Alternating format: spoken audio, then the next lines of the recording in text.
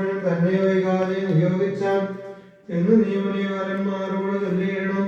യുദ്ധം ചെയ്തതും ദൂഷണാതിശീലാക്കൾ സിദ്ധിയെ പ്രാപിച്ചതും 14,000 താപസന്മാരോടറിയിച്ചു. നീ വരീകെന്നു പാവനാശനാനരോൾ ചെയ്തയച്ചോരു ശേഷം സുമിത്രാപുത്രൻ സഹോദരന്മാരോട് ചെന്ന അമിത്രാന്തകൻ മരിച്ച വൃത്താന്തങ്ങൾ കമത്താലണിക്കാലം വൈകാതെ ഒടുങ്ങിയിടും. അമർത്യ വൈരീകളൻ മുറച്ചു നീതനം പുലരും കൂടി നിരൂപിച്ചു നിർമ്മിച്ചിടിനാർ. അങ്കുലിയവും ചൂടാലന്തവും കവചവും അങ്കേതിടുവാനായി കൊടുത്തു വീഴ്ത്തിയിടിനാർ. ലക്ഷ്മണൻ അവ മൂന്നും കൊണ്ടുവന്ന ശൂരാമൻ തൃക്കാൽക്കൽ വെച്ചു തൊഴുതിടിനാൽ ഭക്തിയോടെ.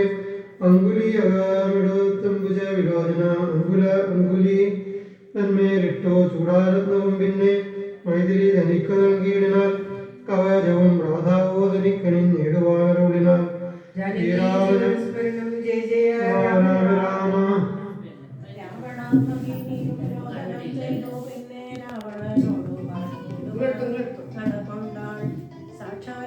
ശൈലം പോലെ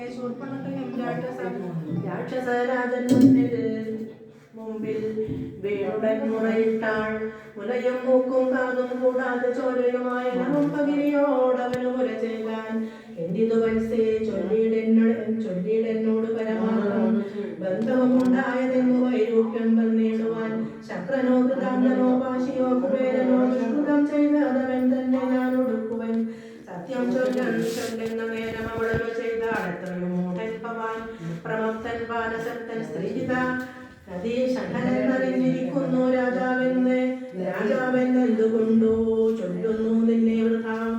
ചാരചക്ഷുസ്വം വിചാരവുമില്ലേതും നിത്യം നാരീസേവയും ചെയ്തു കിടന്നീഴെല്ലായ്പോഴും കേട്ടതില്ലയോ ഖരദൂഷണ ദൃശരാക്കൾ.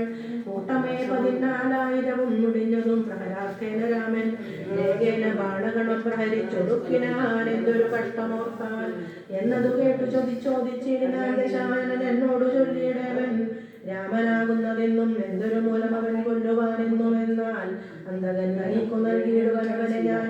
സോദരി ചൊന്നാളതു കേട്ടു രാവണനോട് യാതുധാനാധിപത കേട്ടാലും പരമാർത്ഥം ഞാനൊരു ദിനം ജന്മദേശസ്ഥാനത്തിങ്കൽ നിന്ന് ആനന്ദം പോകും. താനേ സഞ്ചരിച്ചിടും കാലം കാനനത്തൂടെ ചെന്നു ഗൗതമി കടം പൂക്കെ. സാനന്ദം പഞ്ചവടി കണ്ടു ഞാൻ നിൽക്കും നേരം ആശ്രമത്തിങ്കൽ പത്ര രാമനെ കണ്ടാൻ ജഗദാശ്രയ പൂജൻ ജടാവൽക്കരവും പൂണ്ടു.